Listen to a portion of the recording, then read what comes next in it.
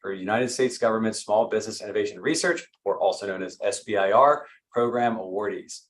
Rachel's expertise and experience makes her a valuable asset to any startup or to a small or medium-sized business. She has a proven track record of success in leading large-scale projects, developing and implementing business strategies, and building and managing high-performing teams.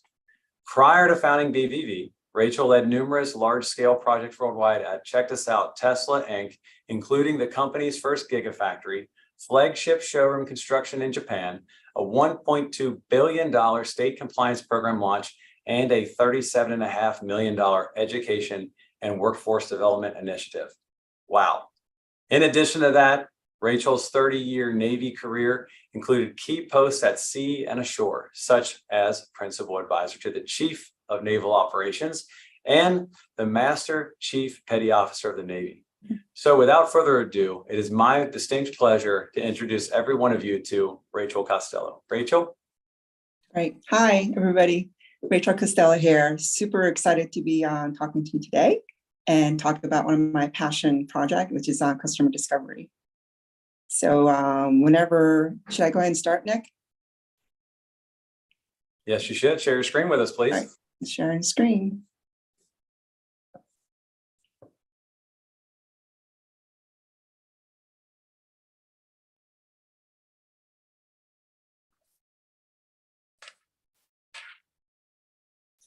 Okay. This is going to be a very interactive presentation. So please feel free to come up and mute, ask me questions, or drop a question in the chat box, and then Nick or I think Michael will take care of that. So what you learned today is customer discovery concept, business model canvas, creating your persona or avatar, interview basics, assumptions validation, and interacting with total strangers. Like I said, if you want to ask questions, feel free. You have time to do that between lectures or use the Zoom chat box. I know Nick's already told me about me, so I'm not going to belabor here.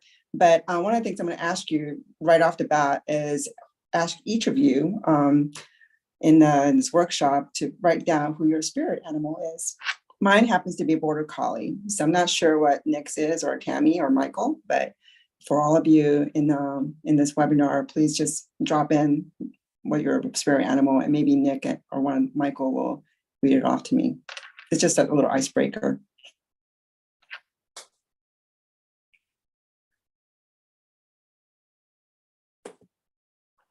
So we'll get started. What is customer discovery? So customer discovery is a secret sauce you often hear about behind every successful startups and businesses. And why do we need customer discovery? Because you know what? It's tough enough for all of us and each of you to be a startup or business owner. You need a process in order to make sure that you're tracking your KPI and watching your business grow and scale. Startup failure rate, unfortunately, stands at 90% of a business formation to 5 years on. And businesses fail, and I will not belabor you. I'll just cut to the chase and go straight to why some of the startup businesses fail. It's because they executed a business model without validating the ideal solution. Basically, built the wrong thing. The number one reason for failure, you built the wrong thing. So if you built the wrong thing, you're going to hire poorly, and you're going to lack focus as an owner or a startup founder, and your sales will suffer because your sales team have no idea what they're selling. So as you can see, it becomes a daisy chain effect of failure. So according to the study done by Harvard Review, about 4,000 companies that have failed, that's exactly what happened with them. They built the wrong thing. And they built the wrong thing because they didn't talk to any customers or users to see if that was what people wanted. Let me talk about some of the case studies here. You may remember some of these big name companies, Blockbuster, Kodak, and even taxi services. Each of these industry and companies share one thing. They failed to continue the customer discovery.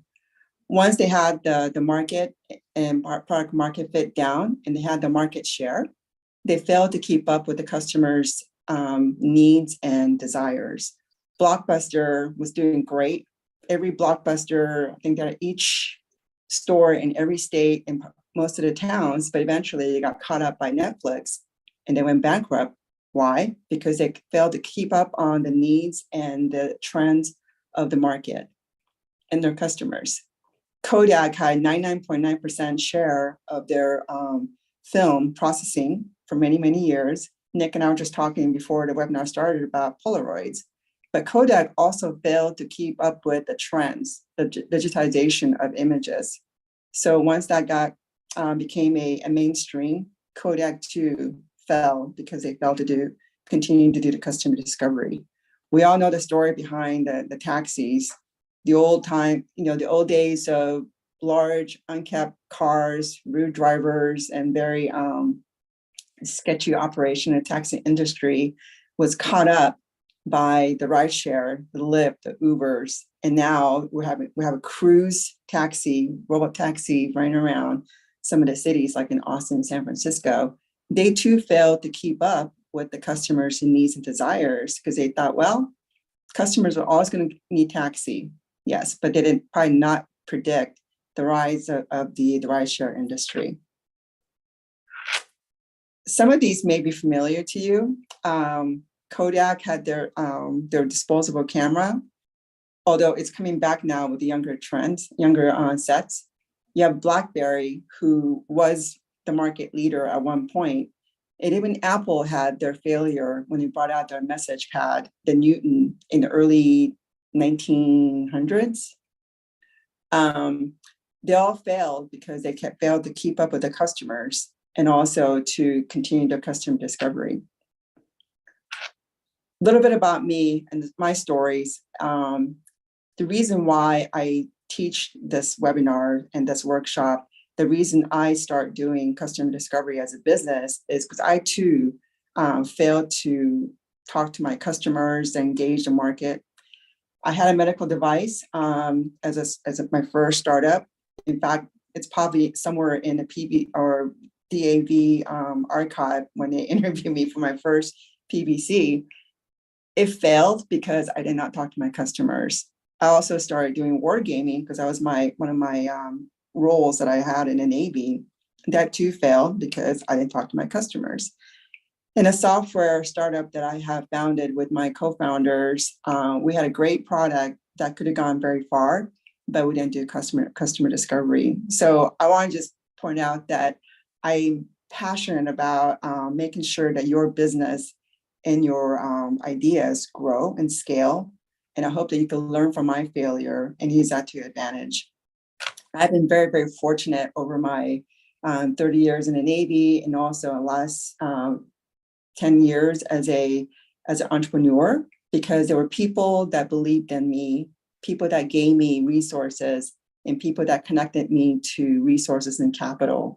So this is my way to give it back to all of you, fellow PBC, fellow disabled American veterans, to learn from my mistakes, and hopefully, this will be a starting point for your successful business. Oops. Okay, so think of customer discovery as a continuous and arduous journey. Many businesses that I just talked about earlier failed because they didn't want to do customer discovery. Customer discovery can be very tedious. It's not sexy, but you know what? It's really, really important. Because once you continue and incorporate customer discovery and development strategies into your business plan, you're going to be de-risking yourself, your businesses, and you'll be de-risking you and the business for the investors, people that want to give you money, and you increase your success fivefold. I'm not sure there's a basketball fan out there, but it's one of my favorite quote that was given to me by my mentor at Gigafactory in Austin. And everybody has will to win. What's far more important is having the will to prepare to win. So think of customer discovery and customer development as preparation for you to win. If you haven't seen this business model canvas, it's available for you for free at the Strategizer, which is a company that started by Alex Osterweiser that developed us. It is I would say a living document, a business plan, if you will, to allow you to plan your business by going through the blocks and writing down what your plans are for each of those blocks. And by completing all 9 blocks, you could have potentially a very viable business plan. If you're in a nonprofit space, there is another model canvas called the Mission Model Canvas. And this is designed for social impact nonprofit organization that may not be necessarily making money, but it allows you to measure your impact through what you've done for your community. So if you break up the business model canvas and the mission model canvas, you got 3 major blocks. You got the desirability. Does your customer and your market want what you're producing or what you're servicing? Feasibility, can it be scaled? And viability, can you make money or make an impact? So over time, as a practitioner for business model canvas, I come to realize that there's 2 really important blocks within the business model canvas. In fact, I would even venture to say, unless you have these 2 blocks under your belt, you may need to pause what you're doing to ensure that you're saving time, money, and effort. So that is the discussion for today, the desirability block. And I even go granular. I'm going to cover customer segments and value proposition blocks. So customer segment is what you call your customers and your users, right? So you need to be able to tell you yourself and tell others, investors, me, which customers and users are you serving and which jobs they really want to get done. They mean the customers. Value proposition is, what are you offering the users and customers? How would it benefit them? And most importantly, why should they care? Because your goal was called a product market fit. When you have a customer's segment down, you know who they are. And if you have a value proposition identified, you have what's called a product market fit. And these are the 2 things you need to move forward with your business. I teach this on campus at UC San Diego, and I tell the faculties and students, unless you have the value proposition and customer segment down for a product market fit, don't even start anything because you'll be wasting your time and money. This is another free resource available to you through Strategizer. It's called the Value Proposition Canvas, and I will go in detail this in a minute. A lot of time, people, business owners, students with idea or even a viable business will come to me and say, here is my customer segment. I don't understand why my business is not scaling. I don't understand why I'm not making sales. And I always ask them, if you have more than, say, 3 customer persona identified in your business block, you're probably have too much. You're trying to boil the ocean, so to speak. You're trying to sell everything to everybody, which means that you're not going to sell anything to anybody. So you need to make sure that if you are going forward with different customer segments, you need to make sure you complete this value proposition canvas to understand better who your customers are, to make sure it's a product market fit. The customer discovery by number, as I said earlier, it can't be tedious. And the reason is you need to actually get out of the building and talk to your users and customers. So unless you are expert at interviewing, I'm not, even I'm still learning. You need to do about 20 interviews talking to strangers in order to get your muscles, flexing and starting to learn how to interview total strangers. You need about 40 to get used to talking to total strangers, and you need about 60 to start seeing patterns. I don't know if you guys all heard of this test called the MOM test, right? So when I say talk to your customers and users, it's not talking to your mom, It's not talking to your siblings. It's not talking to your friends at the bowling alley. It's not talking to your former colleague at the VFW or American Legion.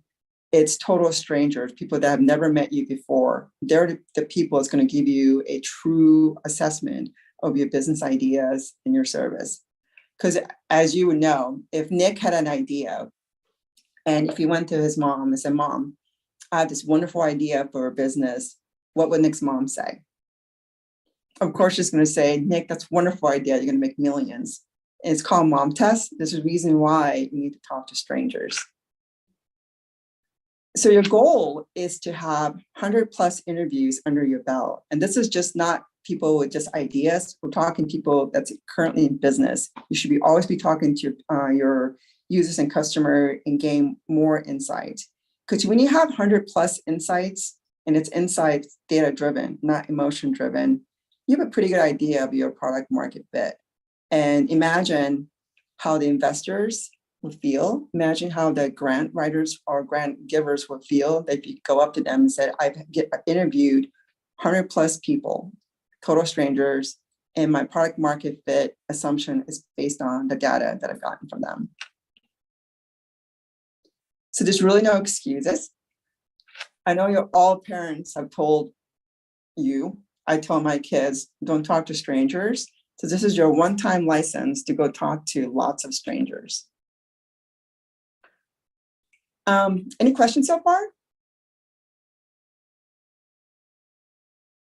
Okay, all right. Rachel, we actually did have one question. Sure. And I'll go ahead and throw it out there. Yeah. John asked us in chat, what space was your med device startup in? And he's been in the device for 10 years and currently with a startup in the pulmonary space. Oh, okay.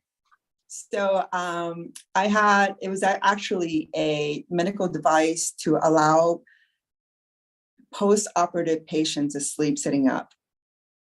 So I had 3 brain surgeries in my life. It was a benign brain tumor called acoustic neuroma.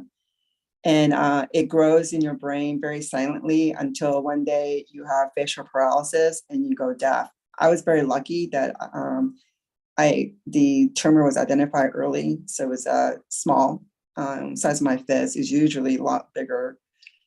And when you have a brain surgery, and I found out later, cosmetic surgery or shoulder surgery, you have to sleep sitting up. And because your head is the heaviest part of your body, you can't sleep, right? And with no sleep, no recovery. So my partner, I created a device that allowed, it's not a horse collar because when you have brain surgery, you have tubes coming out of you everywhere. So it's basically a kind of a, hard to say.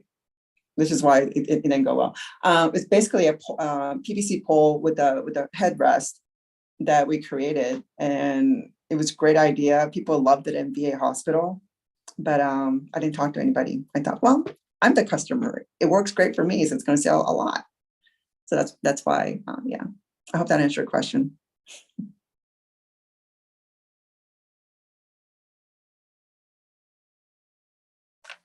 Should I continue, Nick? I think that's all the questions we have for right now, Rachel. Yeah. Okay, great. Okay, so where do we start? So you need to first create your customer persona. If you already done it before, great. If you have never done it, this would be a perfect opportunity to do it in a very safe environment. So I'd like you to meet Andre. Andre's my persona. Andre is not an organization. Andre is not a company. Andre is not everyone. And this is one thing to really remember, because oftentimes when I talk to startup founders and small business owners, when I ask them, tell me who your customers are, they'll say, everybody. I'm trying to sell my device to the Department of Defense. I'm trying to sell my, my medical device to all the hospitals. And that just becomes too large, because then you're boiling the ocean and you're maybe spending a lot of time trying to enter the market, enter the organization, and without really seeing any success. So the idea is to be specific as possible. Andre, I need to know Andre's age, where he lives, his employment status, and his family. That's called demographic. Psychographic is his motivation, his goals, his challenges, his pain points, right? Let's say Andre is 25 years old. He lives in Mountain View. He works for Google and he's married, just him and his wife. His motivation is to buy a home in San Jose, which is pretty next to impossible right now. His goal is to own a home so he can start a family. His challenges are driving from East County, which is basically across the bay, in order to get to work in Mountain View at Google. His pain points are long drives, not enough time with his wife. He's tired from commuting. So how do I solve his problem? Demographic is easy to solve because you have an idea who he is, but oftentimes, and myself included, when you could solve their psychographic problem, which is their motivation, goals, and challenges, you have a better time of identifying their needs and actually solving their pain points. So why create customer persona? Because you need customer persona in order to create a cohesive customer segment, right? Remember, under three customer personas for this one. Solve customer pain points, build an assumptions list, and test and validate those assumptions lists, which will give you insight. And by reiterating pivot, you could define your product or services based on your customer segment and customer persona. So I'm going to do a quick persona exercise, and I don't know how many people we have on a webinar, but this actually is good exercise if you've never done persona creation before. Give you 2 minutes to create a starter persona. If you already have one, great. And we could talk about that a little bit more. And this would be available, I think, yeah, the recording will be available to you later. So feel free to use this as a starting point. If you have a customers, what is it that you're creating for them, right? So what is their pains and what is their gain? Gain meaning that if you have a service and product already developed, what would they gain from using your product? And the customer job, what is their day like? What are they trying to do? What are they trying to accomplish? In case of Andre, he wants to make enough money to buy a home, but he also needs to make sure he gets to work on time so he can keep his job. So, any questions on that? Okay. So we're going to give you 1 minute to come up with your persona. And once you have it, I'd like you to drop that in the chat box, and then maybe have Nick read it out to us. So I'm going to time you guys. I'm here and I'm reporting for duty, Rachel. I have something to report. Yeah. And if not, it's just a really good way to think about who your customer really are. Can you go back to that previous slide so everybody can see that Yeah. I guess you would call that a chart or a graph or some Yeah. This is a good one, but this is a good one here too. Because you need to be able to say, if I was solving Nick's pain point, I don't think he has one, but if he did, I would be really granular on who Nick is. Nick is from Northern Kentucky. He lives he's very familiar with downtown Ohio. He currently commutes from his home in Ohio to the DAB headquarters in Kentucky. Right? He's married, he worked for DAB. His motivations are, doing a fantastic job as a director of PBC, looking to scale and grow, maybe more investors. Challenges could be PBC and DAB partnership is fairly new. So, how does he get out more and find more investors and get his new venture out in the wild? And the pain points, this is where I will be interviewing Nick to ask him, tell me about your day. What are your pain points? That's kind of good. That's pretty good, a Rachel. detail that, yeah. Yeah, because oftentimes I'll ask people, business owners and students and faculty, tell me about your customers. Like, I don't know, he's a guy and, he lives in San Diego. And I'm like, okay, well, go deeper. Okay, he's a college student. Okay, what grade? Where does he live? And that's the kind of detail you need to know, because then you can start really going deep and finding out what their pain points are, because Nick's pain point may be different from what Michael's pain point is, maybe different from what Tammy's pain point is, right? So if you start trying to solve everything for everybody, you're not going to get anywhere. So if that helps. Yeah. Does anybody, if anybody wants to share, plop it in the chat. Otherwise, we'll continue on. But I think that was a really good example. And if you don't mind me saying, Rachel, I think it's important, like no venture is too big or small to think about what the customer is. And I think that many people who have started a business realize that their idea of a customer, like I said in the opening remarks, really when it comes down to what their customer, who's actually buying their product, could be fundamentally different than the person you assume that it is. So that's why we're talking about this today. I think it's awesome. We do have a few messages rolling around. So Richard throws in there, Moss is his name Moss, and Moss is a 28-year-old male in Atlanta, Georgia, with a spouse and a young child. He's a security analyst for a Fortune 500 company. He wants to know conclusivity, whether the infrastructure he is responsible for is properly configured and up to date so his organization doesn't get hacked. He has a lot of infrastructure and doesn't know where to begin. That's great. That's awesome. Yeah, that's great. Well, I tell you what, let's move on. I'll jump off of here and you can drive on.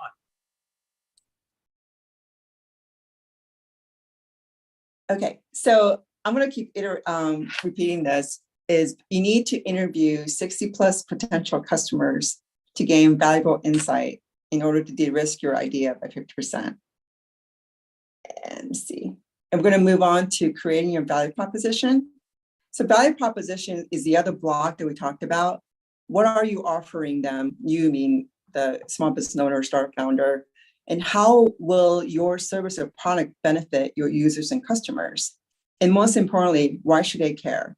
Just because you think that your service or product is best ever, why would they care about that, right? And how would it benefit them? It's all about them. It's not about your idea, but it's all about your customers. Because if they don't care about it, if you can't tell them why it's going to benefit them and what are you offering them, they'll most likely not even talk to you or buy your product or service. So this is the other block of the value proposition canvas. Remember, the circle was your customers. So the customers, you need to write down, you need to be able to identify their pains. What would they gain if they had a magic wand? And then what are their job, day in their life is like. Then what you as a business owner and startup founder are creating, and it's called the gain creators and pain relievers and a product and services. So basically, if you put those two blocks together, as you can see in this presentation here, if you see a pain on the customer side, everything that you're offering as a product and service, you need to be able to address that. So your pain reliever is relieving the pain points of your customers. And what they're seeking to gain is what you're creating through your product and service. So if you already have a product and service developed, that's fine, because you could still talk to customers and users to refine your product. But it's best to first identify customer segment that needs something. An example is, again, going back to Department of Defense. What do they need? I even go granular. What the Special Operations Command need? But then Special Operations Command have smaller entities. They have Navy, Army, Air Force, even Coast Guard, right? So instead of boiling the ocean, you need to pick an enterprise. For me, it would be, I'm picking the Navy SEALs because I'm from Navy. So I'm going to see what needs they may have that I could solve. This is for you to use. It's called Value Proposition Worksheet. It will allow you to write down your customer, Moss or Andre in my case, write down their pain, write down their gain, job to do, meaning what are they trying to solve? How are they trying to get their job done throughout the day? And value proposition is, what is it about your product and service that's going to help them do their job or go through their life better by solving their pain and gaining something out of your product and service. Any questions?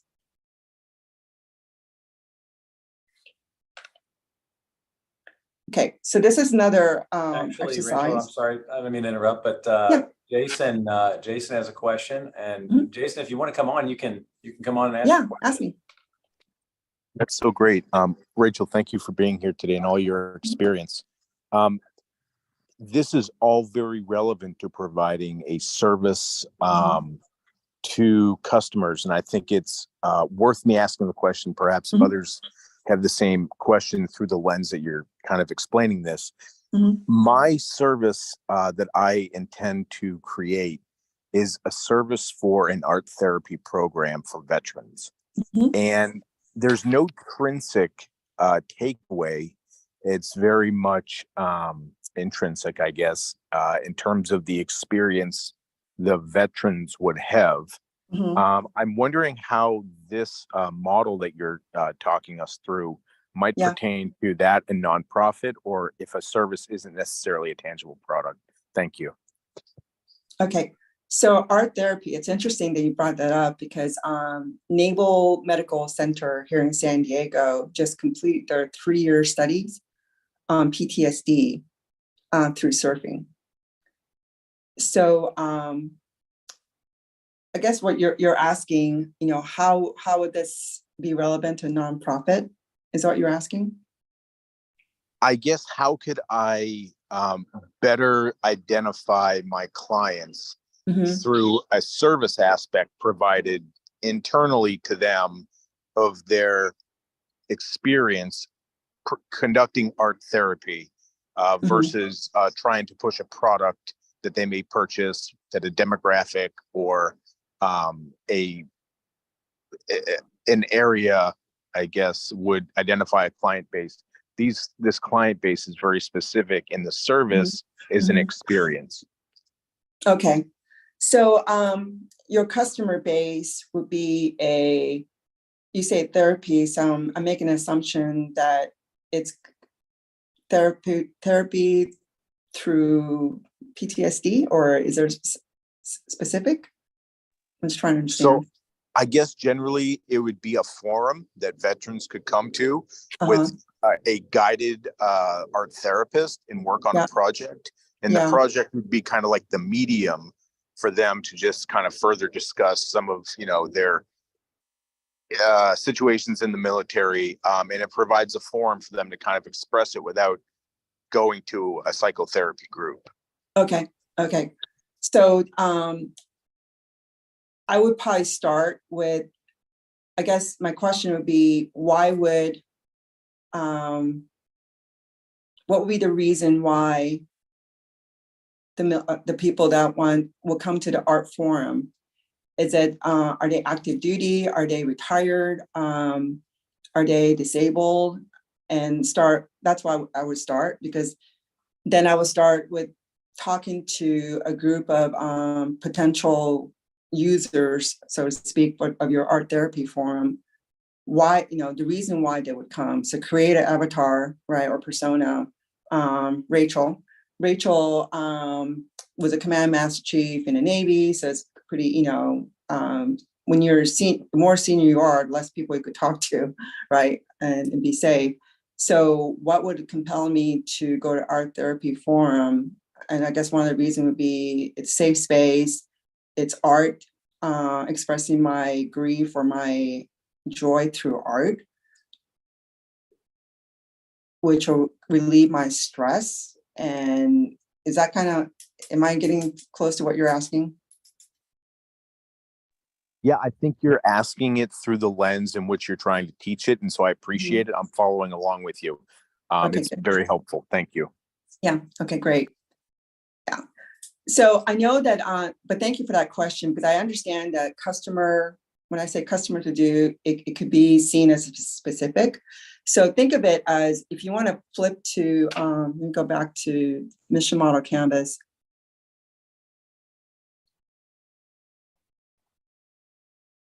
So this is very specific to mostly product, right? But and some services. But this one is more impact. So maybe it will help if you think about it, not as a customer, but as a beneficiary, right? And then the beneficiary, instead of having a revenue streams, you'll have what's called the mission achievement, which is like how your impact that your art therapeutic forum have for your beneficiaries. So I'll be happy to talk to you more offline, and I'll be happy to share my contact information through Nick if you want to talk more about it, because there is a little bit of a difference between these two. But it's basically the building blocks the same. I really appreciate your insight, and you've got me thinking differently about how my customer base might benefit from this service, even though it's not tangible. So thank you for the opportunity to ask in your presentation. Yeah, first. Yeah. Okay. So in the interest of time, if you have a value proposition identified, feel free to put it in the chat box. And while you're doing that, I'll just keep going. And then this is another important aspect of customer discovery, because you need to go talk to strangers. It's no point in sitting in a room or sitting in a library or sitting in the business center thinking about how great your business is going to be or your services. You need to go out and talk to a human. So you need to first ask yourself, what assumptions are you trying to test? It's kind of, we just had that discussion just a few minutes ago, is you have a list of assumptions you need to write down, and it could be in an Excel spreadsheet. And those sort of assumptions is going to arm you to go talk to strangers and validate or invalidate it, right? Because by asking your users and customers to validate your assumptions, you can identify customer needs better. And by validating your solutions, you have an insight. So you have an assumptions, you go talk to customers or users, which is called experiment. You gain an insight based on your interview. Then you come back to assumption. Did it validate it? Did it invalidate it? And you keep going down the loop. And this is another aspect of customer discovery that can be considered a little tedious, because you're basically talking to a lot of people and getting their insight and going back and to a drawing board, so to speak, and tinkering with your idea or your service or your product. But by doing so, you're really refining your idea, your service, and your product to meet the customer's needs.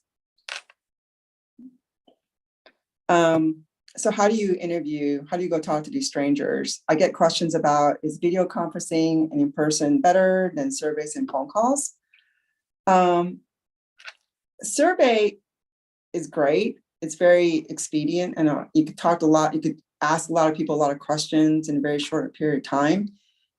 Emails, cold emails, same way. Cold calls are same way. But you know what? You can't get emotional response from them if you're just doing surveys and emails and just cold calls.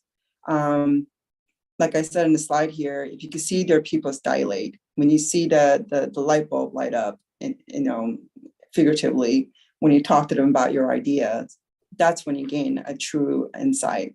So I would suggest to you that video teleconferencing, and there's Zooms, or in-person interview over a cup of coffee is much more insightful and productive than a cold calls, cold emails, and surveys. This is a lot here, so I would suggest you watch this webinar, and then if you have any questions, feel free to contact me and ask me. You start with your assumptions, right? You could do that through social media, find out through Facebook, Instagram, what do people care about? What is the biggest pain they're facing right now, and what would be the biggest gain that we get? Discovery prep, and it's a lot. Come up with 100 names target list. You can network with your friends. You can network here. You can network through me. You can network through your local veteran service organization. There's 1 million cups everywhere. Just get the names, right? And then develop a plan of how you're going to do discovery. Again, going back to what assumption you're trying to test and how will you validate or invalidate it. How do you reach 100 customers? Connect with me on LinkedIn. Feel free to mine my LinkedIn connections. People are actually more willing to talk to strangers if you connect with them through Facebook or LinkedIn. And I have actually a template that you could use here. Say, hello, my name is Rachel. I trust you are doing well and adjusting to the new normal. I am a part of DAB PPC Entrepreneurs, and I've just taken a masterclass on customer discovery. So I'm investigating whether art therapy forum would be valuable solving today in a post-pandemic world. I got your name from Rachel, who said that you're the smartest person in the industry and government and that you really had a valuable advice to offer. And this is important. I'm not trying to sell you anything. I just need 15 minutes of your time to ask a question. Thank you in kind regards. This is a template you feel free to use to your email or even on LinkedIn. I think LinkedIn has a word count limit. So you may want to put this on a chat GPT or Bard, Google Bard, and shorten it. But if you go to them, to anybody, especially on LinkedIn, say, I'm not trying to sell you anything. I just need 15 minutes of your time to ask a few questions. Most likely they'll answer. And I've used this template for my students and my SBIR awardees because they too have to talk to lots and lots of people. And it's actually got pretty good rate of return. So feel free to use it. When you do interview people, you need to be making sure that you're asking open-ended questions, not leading questions, and always ask why 5 times. Nick may not have noticed when I was talking to him earlier, but I asked a lot of questions. And I may not ask why, but by asking one question and then going deeper and deeper, you'd be amazed on the insight you get from people. And Nick, I wasn't really doing that on purpose, but it's my nature to, I'm a curious person. So I like to know people. So that's why I was asking all those questions. But I got to know you though pretty good during that short discussion. Just remember that discovery is not selling your idea. The moment you try to sell your idea, the people you're talking to will shut down. So always make an effort to listen. And here we are. Listen to understand, bite your tongue, sit on your hand, do whatever you gotta do to let the person you're talking to, interviewing, speak. You'd be amazed that most of the people love to talk about their life and what they're doing. If you just let them talk, you're going to gain all the knowledge that you need to refine your ideas. And if you are, when you are talking to your interviewee, you need to either write fast or ask permission to record, because as much as you think you're going to remember, most likely you won't. If you have a team, it'd be great if one person could interview and the other person could take notes. But most time it's probably just you. So write fast or just be open. Say, do you mind if I just record you? If they say no, just gotta write fast. You should be talking to everybody, right? User, buyer, CEO, mom, or their kids. But don't forget, the more people that you speak to, there's a potential you need to do the customer segment canvas that you saw earlier, which is tedious. What are some of the good questions? This question? No. This question? No. They're all leading questions, right? This one, it's a great question. Give them a magic wand. If you had a magic wand, how would you solve this problem? And they'll probably talk for 20 minutes. Again, leading. Good question.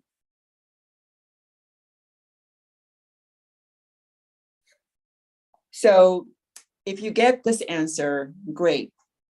Keep me on it when it launches. It's a bad one. They're just being polite and saying no. Compliments are not data. Delays, even worse, right? And compliments are not commitments. They may say it's a great idea, but it's really, unless they say, let's talk next week, or here's my card, that's a no. This one's a little tricky.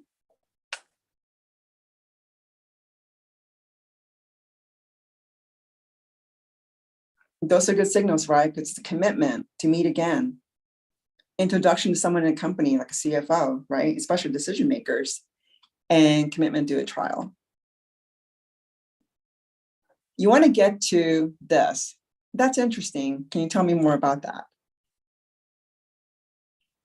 So you're thinking, well, so what? What's all this tedious customer discovery? Why does it matter? Another case study. Do you remember your first car?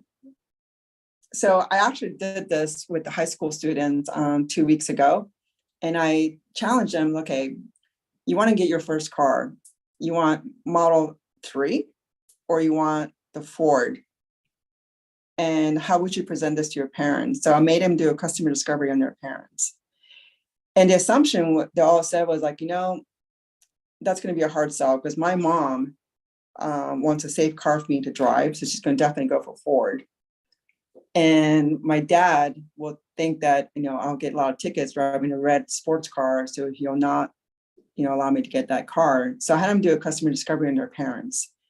And I said, look, figure out your parents, you know them best, and create a value proposition and tell me what their personas are like. And actually the students came back and the teenager, I think they're all 15, 16. And they said, you know what? I was able to come up with a value proposition to tell my dad, who's a very frugal person, that dad, Model 3 has a $7,500 federal tax incentive right now. And because there's only one gear, the car, has a longer, lower cost of ownership in 5 years. And my mom, who's a safety freak, thought the Ford is a safe car, but it turns out that this particular model has a kind of a spotty track record when it comes to safety, whereas Model 3 doesn't. So they were able to come up with a interesting value proposition by doing customer discovery in their own parents to potentially push for a car purchase. They have a homework to come back with me in about 2 months to see whether they got the car or not. So we'll see. This one is an assumption exercise, and I will not make you do this, but I will give you this particular creation worksheet. Now, what I want you to do for this one in your own time is make sure that when you're creating the assumptions to be ready for interviewing, you know who the customers are, what assumptions you're making, how are you going to test or experiment, and because how are you going to know that your assumption was wrong or right? What key learning insight did you gain from it? And then yes or no, was assumption validated? And I'll cover the stakeholder type in a minute. Let's see. So the stakeholders, you need to know the difference between a user and a customer, okay? Users are the people that are gonna be actually interacting with your product or benefiting from your services, but they're not necessarily the buyers. In fact, users usually are not the buyers, right? The Model S or Model 3 that I just showed you earlier, the red car, the users are the teenagers, right? But the buyers are the parents. So you need to know the difference because the parents may have a different needs and different desires, different pain points than what the teenager has, right? You also have what's called a saboteur, who is probably the one person that's whose sole mission is to derail your idea. For example, let's say you're a device to a clinic in San Diego, right? The saboteur's job is to make sure that you don't bring that new product, because that new product that new device may cause him to have to rethink about his supply chain. And it may if it's an AI-based product, it may cost him his job. So he's going to be, he's going to make sure that your product or service doesn't get into to the purchasing agreement. Your idea also is to, is if you could convert the saboteur into a champion, then you got it made, right? Then you have an insider that could potentially be your influencer to buy your product. So it's also important, if you already know who the saboteur are, then you could do a customer or profile sheet that I showed you earlier and figure out what their pain points are. And then you can turn them into a champion. Example is, let's say I'm trying to sell disabled American veterans a t-shirt. And Nick is a t-shirt wearer, right? So, but Nick is a user, he's not a buyer. So you need to find out who within disabled American veterans is actually the procurement manager, and kind of start doing a little customer discovery on procurement manager. If you go to and he may not be willing to listen to you because like, look, I already got a t-shirt vendor, I'm good. But what if you to go back to him? It's like, look, this t-shirt that I'm making is USA made. It's the company owner is actually a disabled American veteran member, and he's a combat veteran. He's local. He's in Kentucky, and by the way, he has a lower cost than what your current vendors are.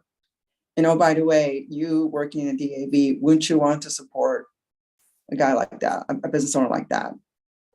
Does that make sense? That's kind of how you could turn a saboteur into a champion. And Nick, I'm sorry, use a DAV as an example, but that's kind of what I've always tried to explain to the students and the business owners and startup founders, how to turn saboteur into a champion. So knowing the difference of not just a customer, Andre or Sam, you can also identify the stakeholder type. So I hope that made sense to everybody here. So don't assume you understand a problem, because unless you've done customer discovery, you don't. And even after you understand, the problem is going to always change. So you need to be doing a constant customer discovery journey. You all are very smart people. So it's harder when you think you know, especially if you're in that space already. It's hard to do a discovery. And again, by interviewing 60+ potential customers or users or beneficiary, you gain invaluable insights and de-risk your idea by 50-60%. This is where you want to get to. It sounds really, really interesting. Can you tell me more about that? In fact, why don't you follow me to my office? Here's my business card. We can talk more about it. That's what I want to get to. You want to get to past 90% failure and a 50% increase in your potential to succeed. Here's what you learned today. I hope it was helpful for you. I would love to hear from you to see how else I could help. And Nick, please feel free to share with them my email address, and then happy to talk to more over you when you have time. Yeah, thank you, Rachel. I know a lot of people in the chat have asked for the slides themselves. So Okay. we can, or even I've sent a few resources out for you, like the some of the templates, the business model canvas, et cetera, as far as the link goes, so they can find that. Okay.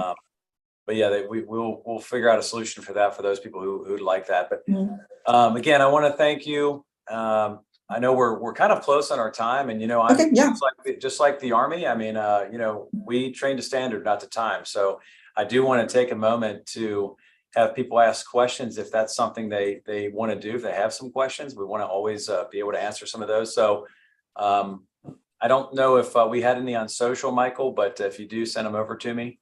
But I did have one. I think this gentleman actually, Al Blake, he might have bounced off already, but he asks, first of all, he says, hello, Rachel and a group.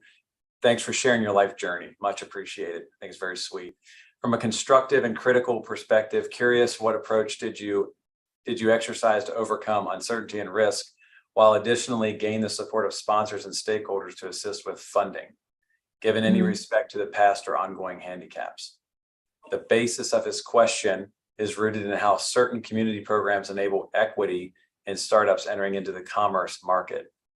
Some, if not many, may only be able to generate sponsorship and reports through singular or alternate means. So that's kind of a multifaceted question. Yeah. So when I started my journey with my medical device startup, it was complete bootstrapping. I was able to gain a lot of free resources through organizations like SBDC, Small Business Development Centers, and PTAC, which is now called Apex. There are tons of accelerators and incubators through universities. I would definitely suggest that you go to local academia, City College, their office services. Also, there are grants out there that you could apply for. Challenge.gov is one of them. And so I would definitely keep in touch with them. Did that answer your question? I'm trying to be. Yeah, well, he's gone, but I mean, I think it's a nice, just address it. And yeah, there's lots of resources. The key ingredient is there's lots of resources out there. You just have to get creative. And I think, if I may, understanding your target audience and understanding who it is that's buying, or even if it's multiple segments, is a really important, and like you said earlier, not sexy thing to do, but it's very necessary nonetheless. Yeah. So we don't have anything on socials. I'm going to ask one question before we get into some final announcements. I've got a whole list of them here just for this purpose and this purpose only. So can you share at least just one real world example of a company that has benefited from your, like someone you work with, customer discovery efforts, with someone that's worked with, or maybe it is in academia, et cetera? Oh, benefit? Actually, yes. So the course I teach at UCSD, actually, we just renewed a contract. They actually did benefit from the customer discovery, because I did a deep analysis on, and had my own discovery process on what is it that the university students were looking for, as far as type of courses that's being offered by the university. And they hadn't done a real case-based, real problem being solved by students before. So by asking the students what they were looking for, we're able to go from 2 teams and 8 students to 35 students and 8 teams in 3 years. Wow. Yeah, I mean, I'm sure a lot of us do customer discovery without thinking about it, right? Because I mean, would you say that the customer discovery process, when you think about it from an academic standpoint or a textbook style, and looking at the different worksheets that you've spoke about today, that makes it seem very challenging, because it's very step by step. But in reality, I believe that we do this a lot, all the time, about whether it's our friends, even in social settings, things of that nature. But it seems like a very difficult process when you put it down on paper and you're sitting at your desk thinking, how the heck do I find out who my customer is? And what do they want? That's the reason why I did the first car case study for the high school students. And you're right. We do customer discovery every day. We do customer service in social setting, dating, right? Buying a product, or trying to figure out, okay, how do I get my mom or my dad or my brother, sister to do something? So that is all customer discovery, by knowing them, knowing their pain points are, knowing what that you're doing that. Yeah. So it's something that, there is a step, but like you said, you do it every time. Yeah. Well, thank you, Rachel, for all that information. I know it's almost so much information, believe it or not, that there's probably another segment worth of that you could teach on. It's a continuous process, as Rachel mentioned. You do it once, but you don't just stop there. It's a continuous process, much like the life cycle of a business. So thank you for all the knowledge you shared today, and we'll be sure to connect you with anybody who asks that. We are going to share your contact information in the event that there's people out there that really want to connect with you in a deeper level on this. So I want to thank you specifically, Rachel, for coming on today. I know it's a little bit of your time. We always appreciate that. And I also want to thank all of everybody out there in time and space who's tuned in today to our DAV Patriot Bootcamp Caffeine Connect.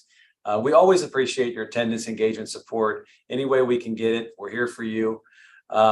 Few announcements before we part our ways today. So our next Caffeine Connect is going to take place on November 16th, same time, 2 p.m., same time and place. And you can find this event on our website, social media, DAV Patriot Bootcamp, and LinkedIn or Facebook, and also Eventbrite.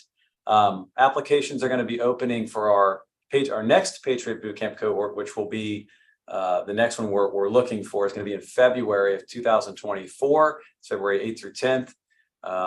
So stay tuned on our socials and our website. Look for that application to open up, and we'll be sending that marketing out here in the future. And if you're not aware of what DAV Patriot Bootcamp is, your first time joining us, it is a transformative program that we hold in person that empowers our founders in the veteran and military community, including spouses.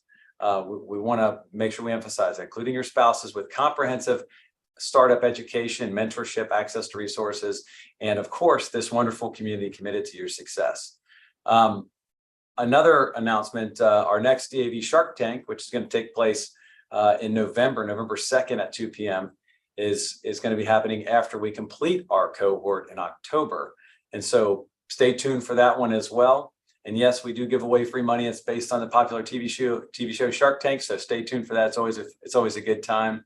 And then lastly, coming up, Veterans Day is November 11th. So DAV has the DAV 5K. We'd love to throw this out there for anybody who can walk, roll, run, or ride.